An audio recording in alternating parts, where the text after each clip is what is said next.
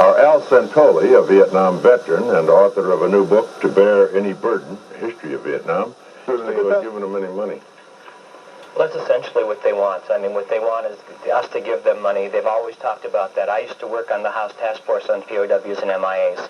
And what they want, because their economic system, communist system, has failed so badly, is for us to bail them out while allowing the Soviets to have the Soviets' largest military base outside the Soviet Union presently in the base that we built at Cam Ranh Bay, which destabilizes the entire region, and also why they've colonized Cambodia and colonized Laos. And the next designs are on Thailand, which they've been attacking with more than 100 attacks in the last 2 months. Look, what possible difference does it make whether we give money? If we did give money, there hasn't been anything said about money, but if we did give money to the Vietnam, it would be helping the Soviets, because their next effort will be to attack Thailand. Well, they're getting money from the Soviet Union now. They're getting guns. They're getting money. And the Soviets are taking their resources. So why should we subsidize the Soviets? Why should we subsidize the criminals? Slaughtering Cambodians and Laotians. I think the issue is whether we open an embassy, whether we talk to these people. No way. We talk to the Soviets. We've been talking to them since 1933. This would give Vietnam the credibility that they want, that they do not deserve, and it would further make them confident that they could step all over any treaties that they make the way they did the 73 We're talking treaty. about an In embassy. 1977, we promised them in 77, and they turned around and attacked and conquered Cambodia.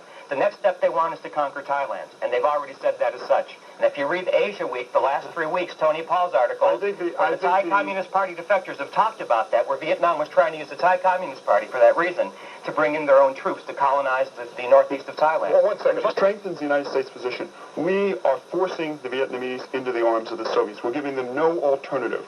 We're having... That's ridiculous. They were with the Soviets since the 1920s, and it's their choice now to allow the Soviets... They were with the Chinese as well, but they're no longer. Ho Chi Minh was always with the Soviets. Mao called him older brother. They used the Chinese to get aid. And then they kicked the Chinese in the teeth when they allowed the Soviets to have a major base, what the Chinese is against. Also, right now, if we give Hanoi diplomatic recognition, it alienates us from the Chinese, which we don't want to happen. We are in relations with them at the United Nations. We're with them at the United Nations every day. They have a mission in New York with good reason, because they want that, and that's one bit of leverage we can continue to use to try to get them out of Cambodia. Mr. Santoli, pardon me, but just a minute. You recall that we had a delegation in Hanoi talking from the Office of Strategic Services, talking to Ho Chi Minh. Which was a trick by Ho Chi Minh, because he was at that time working for the Soviets. He was Mikhail Borodin's secretary. On the part of William J. Donovan, not Ho Chi Minh. But let me suggest to you that if we had kept up those negotiations with Ho Chi Minh, we might not have gotten hooked into supporting the French. But Tom, at that time, he was killing off all the non-communist nationalists. At that time, please read To Bear Any Burden, and you'll see with people that fought with and against Ho Chi Minh at that time. While he was talking with us, he was killing off all of the non-communist nationalists. I understand your gut feelings. I do, because when Reagan went over and prayed at Pittsburgh, it hurt me. Okay, you're a veteran of Vietnam. But wait a minute. We have Vietnam relations. is in slavery. Just a minute. We have relations. Part of the diplomatic pressure we've been keeping on them to try to get them out of Cambodia is not giving them this, and we should keep it. And we've been doing it, and the State Department has done this for good reason. And a lot of things with State Department I don't agree with, but I do agree that this has been a good policy. We're not sending in troops, but we're keeping on diplomatic and economic pressure to try to get them to behave better. We talk with them all the time at the UN, and it hasn't altered them.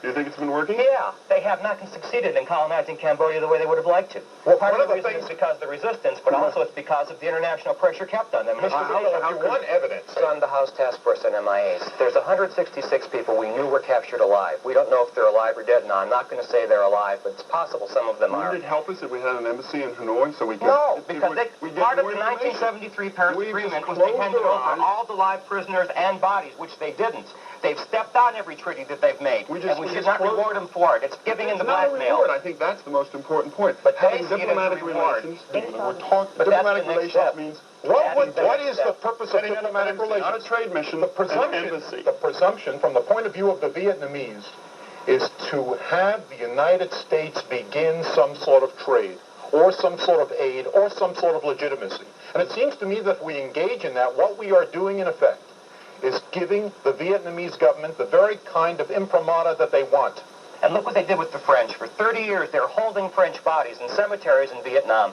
When the French go there and try to buy back the bodies, they jack the price up, so the French have not been able to get those bodies back. In the same way they played games with our MIAs, and we should not give in to blackmail. Support Pol Pot. We support Sihanouk and Son Sann. These are non-communist forces. We're building the non-communist forces. In the United Nations, we vote for the seat, the Pol Pot seat in the United Nations. The United States votes. You forget something. The Phnom Penh government now, Heng Samrin, the president, and Hun Sen number 2 man were former Khmer Rouge generals who oversaw the killing fields, who ordered the killing.